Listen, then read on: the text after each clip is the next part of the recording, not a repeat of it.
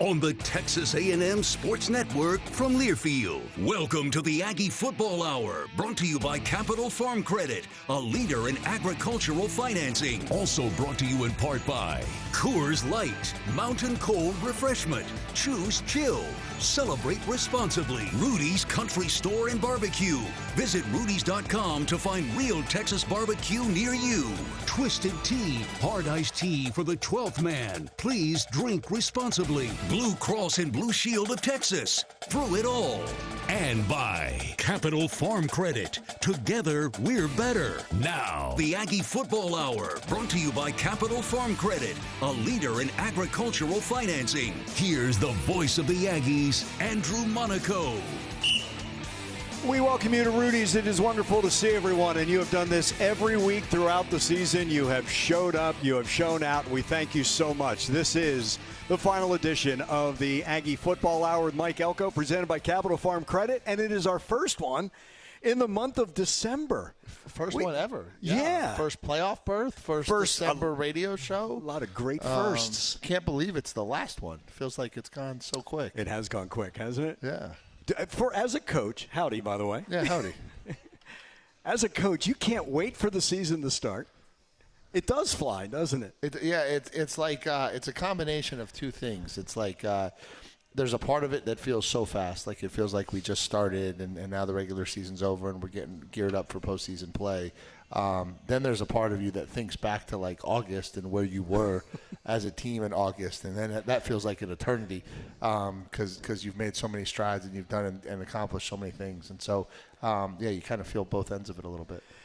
This season, for all of your players who said we won on Saturday because of Tuesday, Wednesday, Thursday, this 11-1 season was built last January, wasn't it? Yeah, I think so. I think, we talked a lot about that when this whole thing started, that the things you do in the offseason, the things you do when people aren't watching, the things you do during times of the year when no one's even paying attention to what's really happening, they kind of forge your identity a little bit. And I think that's a big part of where good football gets made. And I don't know that anybody really appreciates how hard some of that time of the year is. And so, it's an interesting process. But, it all culminates now, right? Yeah. It culminates now with an opportunity to go and play for a national championship and put ourselves in position to go compete for this thing. Yeah, that's the beauty of it. You said earlier today, plenty to talk about today. National Signing Day today and the 28 new Aggies who are coming on board. There will be one more poll. We can talk all we want. The poll comes out in late October. We talk about it in November. The only one that matters is the one that comes out on Sunday. Yeah. Correct? Yeah, there's no doubt. There's no doubt. There, we won't get too much into the rankings because that'll get me in trouble. But, we're excited to see where we are. We're obviously extremely hopeful that we wind up with a home game at Kyle Field. And if we do, it'll be a great Christmas for 108,000 Aggies strong in Kyle Field. Maybe even on a Friday or Saturday night, right? Yeah. What a way to spend Christmas together. Yeah, and that's what you're talking about. You get here. Look, Friday was disappointing. It's not that this team hadn't gone through adversity before. They had found their way through. They didn't. But to each of your players, Mike, they said, yeah, this is disappointing. We'll hear from Torian a little bit later this hour. Yeah, it's disappointing, but there's always a but, right? Yeah. Hey, we're going to use this as fuel to go forward because they know what's important now. Okay, the road doesn't go through Atlanta. Doesn't mean there can't be a detour that takes you to a national championship. No, for sure. And listen, we're in rare air for this program, right? This program has not made it to Atlanta. That's 2 years in a row. We've really knocked on the door and haven't quite got over the hump, and we will do that at some point. Yep. This program has never made the playoffs. Mm-hmm. We're now going to make the playoffs. We're going to have an opportunity to do that. And I think what gets lost in the excitement and the buzz of the season is the growth, right? Mm-hmm. And you go both ways. And you could read it all over my face in the post-game press conference, right? Like, nobody wanted to lose that game. Nobody wanted that to be the outcome. That's not what we signed up for. And in that moment, I don't know what this means about RC. I don't know what this means for Marcel's. I don't want to talk about any of that stuff right now. We just lost. I don't want to talk about it. But, at some point you snap out of it. And, you can't lose perspective on how far we've truly grown and where the growth is, and the opportunities that you still have in front of you. You don't just grow, though, in 11-1 seasons. This is a team that grew in 8-5, and an awful lot of the foundation. I understand that you are judged by your win-loss record. Mike, I get that because that's too. the whirlwind, right? But a lot of that growth happened last year as well, did it not? Well, the way I've always talked about it is this: like, success is a journey, right? It's not a one season journey. You're on a programmatical journey, and that never stops, right? And so, last year it got to a point where we weren't able to achieve and obtain the goals that we wanted to achieve, but the process and the journey kept going, right? And growing and learning and growing and learning, and come back in the off season and be able to be even stronger and get into this season. And even as this season goes on, you're learning and you're growing and you're learning and you're growing. We're still in the infant stages of the growth of this program, right? And that's the reality of it. And we've never used it as an excuse. We've never allowed it to alter our goals and expectations. But it's true. It's year 2. It's the second year. We're still building this thing to become what it's capable of becoming. But it doesn't mean, and you're not skipping steps to get there. No. That's the beauty of it. Yeah. You're building. Of course. Yeah. And that's what you want to do. You in this day and age, it's like, how fast can you lay a foundation and get a house that people can walk through and see, right? All at the same time. Because if you wait too long to open the house for people to be able to see something they like, then you won't actually ever get to open it. And if you don't build the foundation, then people will come in and look at it, and it'll look great, and then it'll just fall down. Right. And so amidst it all, you're trying to balance both jobs, right? You have to build a strong cultural foundation of what you want the program to be and look like, and you've got to have a house that people want to go, hey, that's a really cool looking house. I want to keep coming back to this place. Which is even funnier from a guy who had a house built. I did. Which I like. I actually have gotten to sleep in, like, a little bit more here as the season has wound down a little bit, and over these last month and a half, it's felt good. It's felt good to have a home to be in. Much more to talk about. We're just getting started. It's the Aggie Football Hour with Mike Elko. It's presented by Capital Farm Credit. Stay with us. We'll return to Rudy's. This is Aggie Football from Learfield.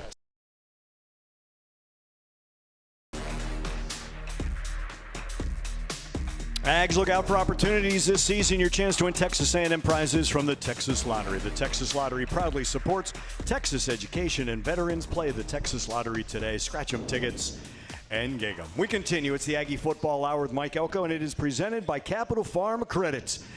National Signing Day today. 28 new Aggies aboard. 28 who committed really early. 28 who were kind of recruiting one another, which I thought was really cool. Yeah. Says an awful lot about the program, does it not, Mike? Yeah, I think it says a lot about the program, but I also think it says a lot about them. And I think it says a lot about the fact that there are still a lot of kids and a lot of families out there in the world today that are in this for the right reasons. And I said this at the press conference today. I just, I'm not going to allow every family in America to get grouped into a lump sum together and told that all they care about is money. I don't think that's the case for everybody. And so I think we went out and I think we worked really hard.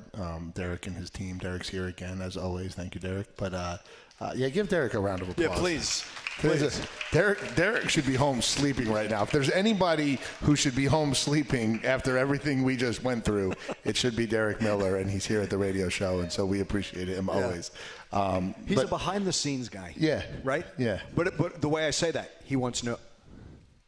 You know what? That's not true. He wants all the credit, but no, I'm just kidding. I'm just kidding. No, just kidding, Derek. It's Alan Godet who sits across, who's his right-hand man. He wants all the credit. All the credit. But there's something to be said with that because it's working in concert with one another. Yeah, there's no doubt. I think that's how we try to do this thing. You try to build a team and an organization that works well together and is in it for the end result, right? And that's ultimately what it's about, which is we've got to sign a really good class. But I think when you think about how steady this group was from start to finish, it's a testimony to who we identified, and that's all Derek and his team, right? It's identifying people from coast to coast who make sense for us. It's getting them out here early so we can have conversations with them and start the evaluation process of who they are as families, who they are as people, like how do they fit what we're trying to build here. And it's a process that really started probably 18 months ago and ends today with the culmination of everyone signing. It's This is a Texas program, but a national program as well. Correct? Yeah, and I think, and I say this all the time, like, it's just the world today. Yeah. Like, it's you know, when you started recruiting, like, you had to go to the high school and pick up a VHS tape, right? Like, and so you were limited in scope and area, and if you were a kid, like, you couldn't get out to a bunch of places, and there just wasn't opportunities, and you couldn't see schools. Like, now, like, we can send a kid, 50 videos that show him everything Texas A&M is all about, and he can be in whatever state in the country and look at all this stuff and feel like he's at Texas A&M. He follows us on social media. He feels as though he's part of the program. The world has gotten smaller. Yeah. And it's not obviously we're going to dig through the state of Texas and we're going to identify and find the kids that fit us. It's just become a national scale and scope when you talk about recruiting, and it works the other way. There's more schools coming into Texas. There's more Texas kids that are looking to get out of Texas. Right. There's more kids in other states trying to get to Texas. It's just a different world today than it used to be, and so you got to adjust and you got to adapt accordingly. What I find about this group coming in, but also this last class, when we talk about the leadership and the experience of this team, I'll say guys like Jamari Morrow, and I don't mean to leave them out, Noah McHale, all they know in college is playing with this leadership group. Yeah. Now they get to pass along to who's next. That's part of the foundation and what you have implemented, you, the coaches, and the staff have implemented. Back to you, this is the way we do it. Yeah. That's all they know, as opposed to maybe some, I don't want to say factions, but that's what I like, that they're learning from, I think, some great leaders on this team. Yeah, and what you're trying to accomplish is every year the thing is a little bit better. And so where we were in year one, we made significant strides in year two.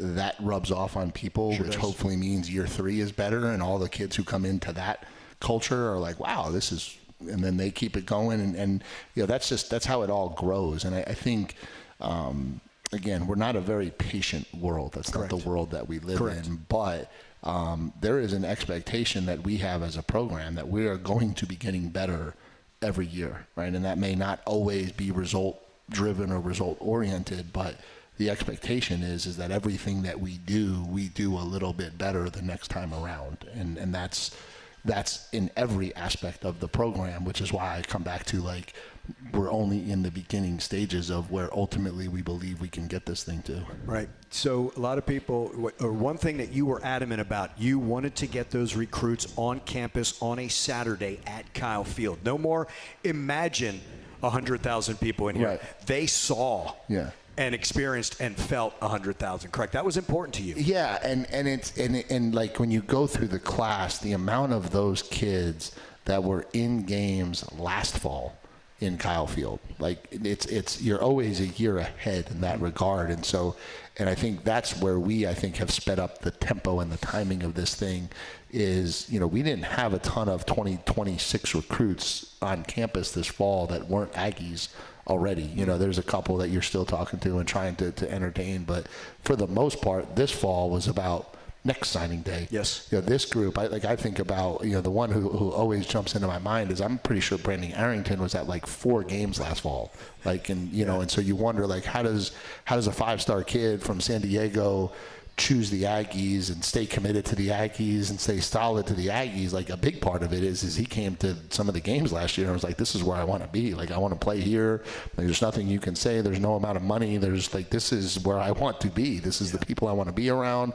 This is the environment. This is the culture. This is the fan base. This is it. Like, there's nothing else I want to do that helps. And that's where being on the front end of it matters. And again, it goes back to the identification process, which is you've got to identify them early enough that you can get them to games this fall. Like, you don't have time to just be sitting around and saying, we'll get to the 27 class when we get to it. Like, we had a lot of the national top 2027s, a lot of the top in-state 2027s at a bunch of games this fall. Right? And hopefully that pays off the same way.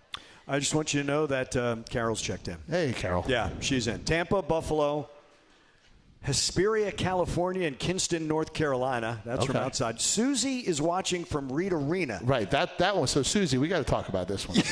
So we've got a lot of fans inside the radio show that are watching the Aggie women's basketball team close up what looks like it's going to be another W, which is great for Joni and the girls. Yep.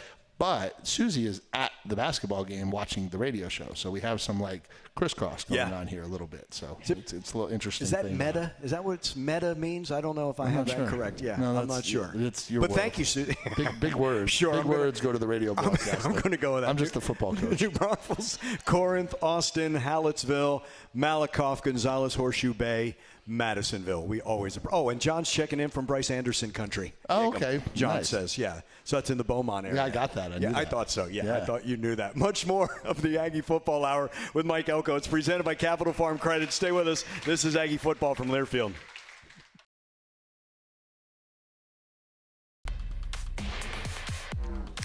When you need a new roof or just have a pesky leak, you want to call on the winning team at Schulte Roofing, home of the Bulletproof Roof Guarantee. Get the best. Visit SchulteRoofing.com. Mike, what's the schedule for players now after Friday and before Sunday's announcement? What are the players and the coaches doing? Yeah, this week we didn't go on the practice field. We wanted to give them an opportunity to kind of get off the field a little bit, and so they've been there's some optional lifting and running going on this week just to make sure that we stay in shape and the body stays right. But a lot of time in the training room. Obviously, got to make sure that we finish up academically and finish up school the right way. And so this gives them a week to kind of focus on that and just kind of take a mental breather. Like you would in a bye week, right? And then we'll come back Sunday. We'll watch the show, get an idea of who we're playing and where we're playing, and then we'll start next week with a bunch of kind of what we call stay sharp practices, which is essentially spring ball, fall camp style practices where we're able to play fast tempo football against each other and keep the speed of the game right. And then we'll get into game week prep. When the team is announced, the opponent is announced, that's when you start getting do you ease into that, or do you sprinkle in who the opponent is? Is it, hey, they're similar to this, or is it like you were saying, almost camp-like bye week, then into opponent? Do you do that? Yeah, it's more closer. Yeah, the next week will be straight camp. Gotcha. Everything next week will be about Texas A&M being able to play Texas A&M style football, and I think, and this has been kind of what we've done over the years. It's just really, really important that you play fast, and you play with physicality, and those things, those fundamentals are what go away when there's 3 weeks in between games, and so you want to make sure that you get a really good, strong week of fundamental football to make sure that stuff stays where it needs to stay. And then you get a full week to kind of get into, okay, it's game prep time. And, now let's make sure that we hunker down on the scheme part of it. That's really important. But I think the first thing is just making sure the fundamentals of football stay where they need to stay. Easier because your defense tests your offense on those practice fields and your offense tests your defense on the practice fields, and it's not lopsided? Yeah, I think that's a huge part of it, and it's the competitive side of how we practice and why we practice the way we do. I think our kids have gotten into a real good rhythm and feel of how to go really hard against each other but keep each other safe and protect each other. And you can go really hard without being on the ground, without having bodies piling on top of bodies and creating injury opportunities and injury possibilities. And so I think our kids have gotten into a really good feel on how to do that at a really high level. And so just try to continue that. The nice thing, if it's the 19th or the 20th, there are some people who have been sidelines that may be available for you for what's the most important stretch of the season, correct? Yeah, I think the hope would be that everyone is. I think, we've certainly had some guys get nicked up and have some week-long things and miss some time, and the most obvious being Le'Veon and Scoopy Williams. But I think that this affords the opportunity to really get the majority of our roster back and ready to go. And so we're excited for that. We're excited to put our full complement of players on the field and have some prep time to get them right and ready and go out there and make a legitimate run at this thing. And after 12 weeks of the season and 8 in the SEC. Some guys who aren't probable or nowhere near the list. But those bumps and bruises and bangs, this is a great time for them, right? Yeah, for sure. And you know, even coming out of the last game, you know, that's a physical SEC game and a rivalry game. And so, yeah, it's good. You wanted to be in Atlanta. We wanted to play in that game. There's no doubt about it. But when you look at the rigors of the SEC schedule, it's not the worst thing in the world to get a little bit of downtime and not have to go play another very physical SEC football game when you talk about what's in the best interest of your program to make a run in a national championship, right? And don't confuse that. I wanted to be in Atlanta. I wanted to beat our rival worse than anything on the planet, right? But, you know, there is maybe a little silver lining from a health standpoint. Would you be more disappointed if they were not disappointed? Oh, God, yeah. Right? Yeah. And it was really cool to see, like, not cool, it's not the right word, but, like, you saw the switch. Like, you saw tears on the field. You saw, like, you know, we had to take some kids off because emotions were really high, like just the disappointment of it all, like wanting to be 12-0, wanting to go to Atlanta, wanting to win that game. Like, you saw a lot of kids wearing that really heavy, and then you almost saw in the locker room into the road trip home, like a little bit of the, like, okay, hold on, no, like, we've got to get ready for a national championship run, and that's something, again, that's new, right? Yes. Like, it's new that after the last game, the most important game is coming, right? And that's not something that this program has experienced, or even this fan base has really experienced, but that's the reality. The reality is as big as that game is, this next one is actually bigger, because it's an opportunity to go on and advance and be a playoff contender all the way through. And so I think that reality set in, like, oh, okay, hold on, no, there is a chance for redemption. There is a chance to go do this thing, you know, down the stretch. Unlike 2020 when they only took 4 and we were 5. Correct. Yeah. Correct. And I think at that time, too, like, there was so much uncertainty about where we were going to wind up. Yeah. You know, and that last game ended, and you had no idea, you know, that we knew we were in, right? And so at some point on that bus ride back from Austin, as much as the pain was there and the hurt was there, I think for each person at a different point in time, the reality of, well, okay, but we are in. Yeah. And we're not waiting in our hands. You know, we did what we needed to do to get in, so let's go win it. You earned that spot. Yeah, right? for sure that. We always talk about that word. It's a big word. For sure It's that. a big word. And I said this in the press conference, and I'll say this again, for all the people who want to knock our schedule, come play it. Could not agree more. Come play it. Yeah. Good luck with that. Yeah. I'm sorry. Wasn't South Carolina a preseason ranked team, listen, and wasn't LSU ranked when we played? There's a reason when we played. There's a reason why the computers say only 5% of the top 25 would be 11-1 if they played our schedule. Like, that's not a made-up number. That's actually a very real number. Yeah. And so I understand the record look. I understand what the appearances are, but there's a reason why when you dig into the analytics of it, we have the number 3 strength of record in the country. Yeah. And it's not just by accident, and it's not just because I yelled it really loud. It's actually a real thing. It's very real. He is head coach Mike Elko. It's the Aggie Football Hour with Mike Elko. It's presented by Capital Farm Credit. The Bridge is next. We'll hear from Tori in York. This is Aggie Football from Learfield.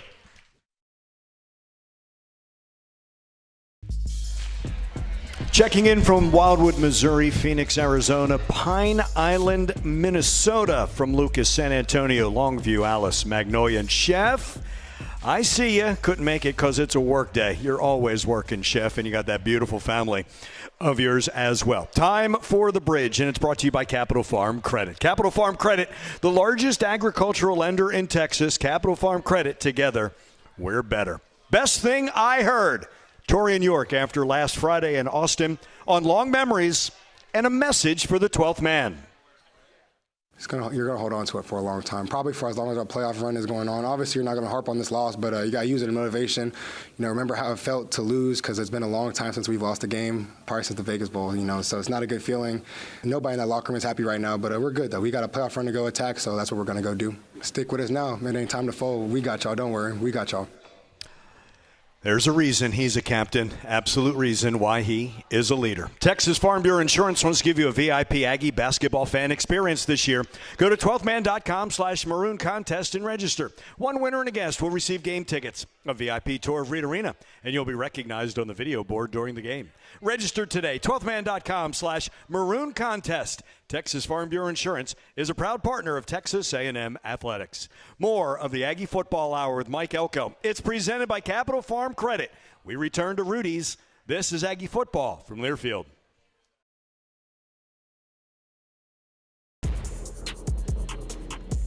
Howdy, Ags. Score a taste touchdown at your next tailgate with Hellman's Real Mayonnaise, the official mayonnaise of Texas A&M Athletics. Do dip with Hellman's and do no wrong. Going to use this segment to tell you that the ACC-SEC Challenge swept by the Aggies last night at Pitt, 81-73 over the Panthers. Tonight at Reed Arena, the women 72-63 winners over Georgia Tech. Volleyball Friday, the third seed. Volleyball taking on Campbell 30 minutes after that first match, right around 6:30. That will be on Friday. Men's basketball will be at SMU on Sunday. Playing that game in Arlington, 4 o'clock is the start for that one. 3:30 with our pregame show all along the network. And Bucky McMillan is back with us next Monday here at Rudy's for the next edition of the Aggie Basketball Hour here at Rudy's. You can help Texas A&M become the national leader in this new era of college athletics by supporting Aggie NIL. Aggie NIL is the new comprehensive program that will maximize and facilitate third-party NIL opportunities for Aggie student athletes. And whether you're a small business owner, an avid supporter, or a current NIL contributor, there's a role for every member of the 12th Man. Visit 12man.com/Aggie NIL and make a difference today. Coming back to Rudy's, another edition and another segment of the Aggie Football Hour with Mike Elko. It's presented by Capital Farm Credit. Stay with us. This is Aggie Football from Learfield.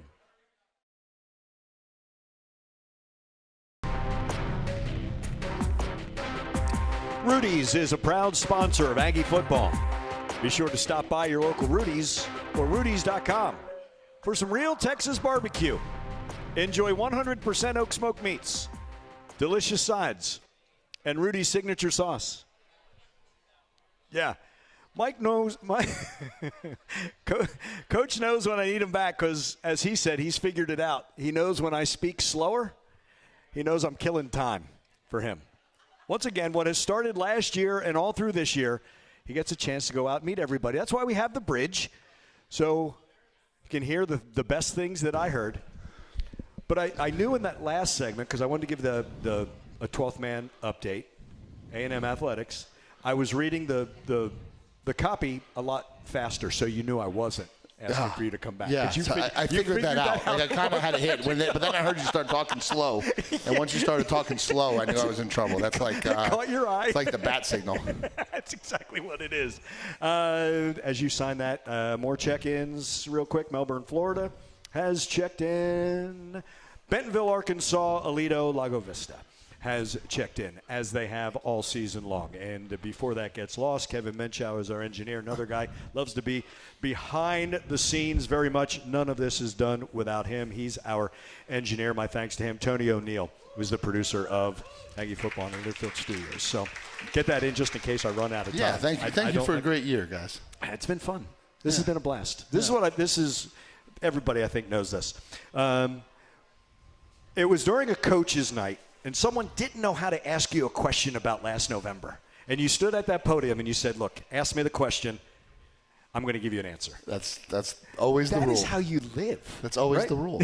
It's a great rule, Mike. No, I think that I try to keep really good perspective on everything, right? And I say this to people like, the word fan is fanatic, right? Mm-hmm. And that means you have to be on one end of a seesaw, right? You can't be anywhere in the middle. There's no levelness to it. Like you either have to be all the way up or all the way down. That's the only place a fan can live, and that's the nature of it. And I joke a little bit, but like there's these extremes. But the reality is there's always multiple things that can be true, right? We can be really disappointed in losing to our rival and really excited about being 11-1, right? We can be really disappointed about missing out on Atlanta and really excited about going to the playoffs. Like there are multiple things that can exist within a season, and I think that I try to just keep grounded in the reality of all that. And so I can acknowledge where we had our failures, and I can acknowledge where we had our successes, and that's never going away. I don't, maybe one year we'll go 18-0 and win every single thing that gets thrown in front of us, but the reality is those are hard to come by. And so you're always going to have to balance the successes with the failures if you want to live in high-level sports. Yeah, and that's where the growth comes from. Yeah, doesn't it? Always. And I think that's only where... if you recognize it, though, correct? If you don't recognize it, you never grow. Well, part of it is recognizing it, but I think part of it, too, and I think this is what the players would tell you they appreciate, is you have to be level through it all. Like if you're a seesaw leader, then like it's hard to be consistent in how you grow, and there's room for growth in everything you do, and in the highest of highs, the Notre Dame win, there's still a lot of things that need growth, and in the lowest of lows, it's not all broken, right? There's still a lot of positives. There's just certain things that were too negative that need to be corrected in order for us to get a result that we want. And so it's never as extreme as anyone wants it to be. Right. And in a society where overreaction is usually the reaction. And is certainly rewarded, because the louder you overreact, the more follows and likes and retweets you get. Right. That's the nature of it. I've always said this, having been with teams for most of my life. Seasons are films. Social media is a snapshot. For sure. Right? Yeah, for sure. And listen, it is what it is. I'm not complaining. Right. But I think in order to truly lead through this day and age, you have to be aware and understand. And that's a part of it. And that's what it is. And I had said this to somebody when I was walking around, like, I think we have gotten our kids very much understood on the fact that, like, there will always be voices out there, and voices will be very strong to the positive and very strong to the negative, and that's what voices do. Those aren't the true Aggie fans. Right. The true Aggie fans will be 108,000 strong in Kyle Field when we show up for a playoff game, and they will cheer this team on. The true Aggie fans were the handful of people that were there when our buses got back from Austin to just say, hey, we're still behind you. Like, those are the fans. Yeah. Then there's these like voices, and the voices that exist out there, like they just kind of are what they are. Yeah. That's the noise. Yeah. Correct? And that's never going away. No. Like never, ever, ever, ever will that go away. Yeah. It'll be loud every time something goes wrong. It'll be loud when you're having success, but you're not having it the right way. That's just, those are voices. That's what makes a lot of noise. What I have absolutely enjoyed this season is the Aggies who traveled every single road. It wasn't just, we're going to pick the Notre Dame game. That was phenomenal, but that kind of set the tone. We saw an awful lot of maroon on the road this season. It was great, and it was. And the thing that was, obviously the fans and them spending their hard-earned money on coming and supporting the team, that means the world to us and to me. But there was also like this really cool group of students that I think, and a lot of them had shared this with me, that their journey started as freshmen in the not so great 2022 season with the home loss and app and some of the things that weren't great about that year, and not to relive the past, but then got to get to the highest of highs this year and really enjoyed it. And I've had so many students that are in their senior year share that story with me, that we've kind of witnessed the whole gambit of this thing, and just it's been so cool to go out as a senior this way, and so that's been really cool to hear too. It will be great memories. Yeah, for sure. It's like we always talk with players. When I use the line with them, the days are long but the years are short. But when they get together later on down the line, those are the things. I know they'll know some of the results, but that's usually not where the stories come from, right? It's the shared experiences. It's the camaraderie, and if you're in sports long enough, you know that. And there's certain memories of games you remember, and but if you do things the right way, and you care for each other, and you go about this thing the right way, the bonds and the friendships and the stories and the memories, like those are the things that will last you forever. And certainly those are the things that you talk about at the reunion when you get the teams back together. And hopefully this is a team that comes back often, because it's the 2025 national championship version of the Texas Aggies. I love it. I love it. It would be just fantastic. And again, this place, this team, a chance to make yourself immortal. Why not? Why not? Why not? You know what? When we come back, I'm going to give you the why not, because that's part of my history as well. The why not us? Why not now? For sure. Rich DeVos, Orlando Magic, when they went to the finals in '95 against Houston. Yeah. Oh, it's too soon. He said, why not us? Why not now? Why not? Absolutely. One more segment, final segment, Aggie Football Hour with Mike Elko, presented by Capital Farm Credit. It's Aggie Football from Learfield.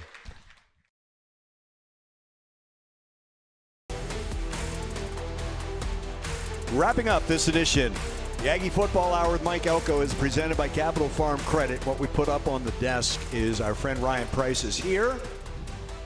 Rip Arbella, who is always, he's either checked in, but he is here. And you have now some paprika Pringles from Italy. I have no idea what's in the bag, but you will be happy. It's for my wife. I guarantee you that it's for my wife.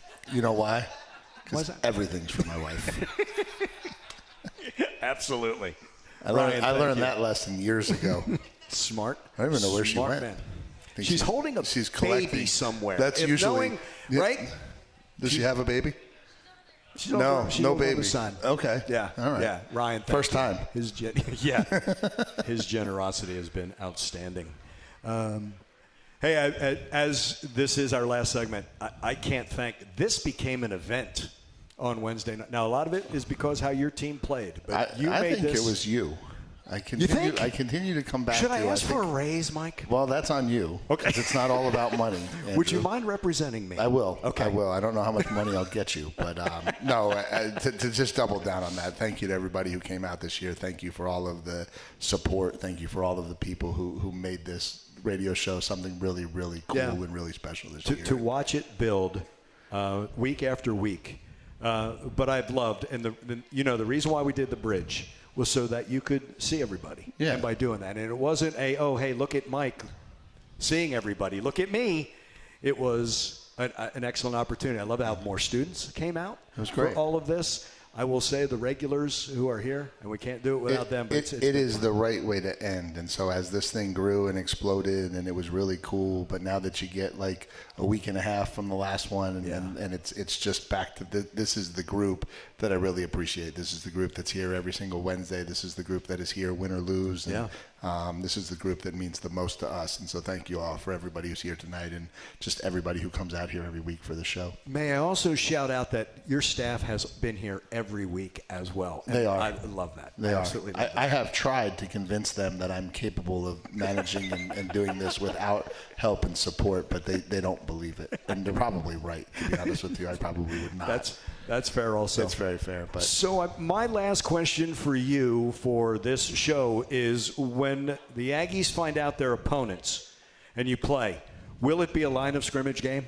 I think so. I think there's only you can make it that every single week. No, it's going to be really cool. I think when it still feels a little bit not real right now, just because until there's an opponent and a game and a time, it just feels like you're kind of pedaling along. But I think come Sunday, when the final selections are out and you're actually looking at a playoff bracket and you're in it, I think the excitement and the energy will be very palpable. And I think it'll be a really, really cool deal. I know playing a night game in Kyle Field would be phenomenal. Yeah. I would love that opportunity one more time this year. And certainly the Aggie fans deserve playoff football, and so it's great to be able to deliver it to them. That's what they're going to have. Pleasure, my friend. Thank you so Absolutely. much. This has been a blast every week. Yeah, for sure. Has. To all of you, thank you. We appreciate y'all coming out every week. Yeah, thank you for everything. We'll see you one more time in Kyle Field, December 19th or 20th. Thank you for all that you do. Gig 'em. Thank y'all. For you joining us all along the network, we thank you for doing that every week in every episode on the 12th Man mobile app, Learfield's Varsity Network app, and checking in behind the mic on the Texas A&M Football Facebook page. We thank you. Once again, Kevin Menchow's our engineer. Tony O'Neill is the producer of Aggie Football in our Learfield studios. For head coach Mike Elko, I'm Andrew Monaco.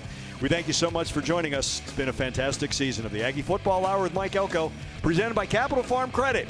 This is Aggie Football from Learfield.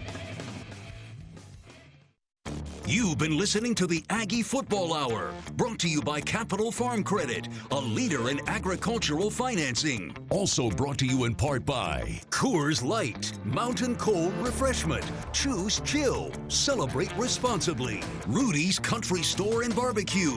Visit rudys.com to find real Texas barbecue near you. Twisted Tea, hard iced tea for the 12th man. Please drink responsibly. Blue Cross and Blue Shield of Texas. Through it all. And by Capital Farm Credit. Together, we're better. The preceding has been a Learfield presentation on the Texas A&M Sports Network.